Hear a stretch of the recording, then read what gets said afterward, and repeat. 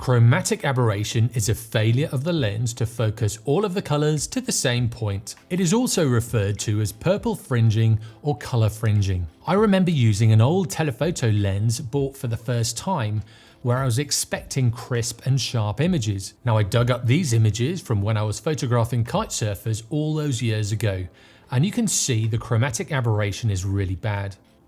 If I zoom in on the water in the foreground, you can see it has a red fringe. And then if I zoom in on the people, and I am going 4:1 on this, so it's 400%, you can see red fringing around these people. When I zoom back out, the image looks okay, but it does have a soft look to it, and that's because of this chromatic aberration. Now there are two different types of chromatic aberrations. The first is longitudinal chromatic aberration, or LOCA. This is where the different wavelengths of color converge at different points after passing through the lens. The best way to reduce this is to close the aperture down. The second is lateral chromatic aberration.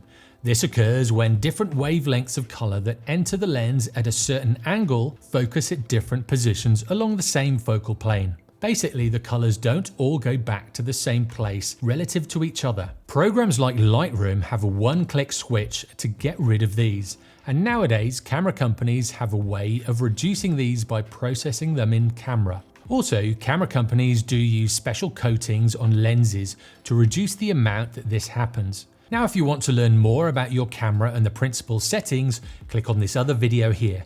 And for a tutorial in Lightroom, click on this video down here. And if you haven't already, make sure you subscribe for more weekly videos. I'll see you next time.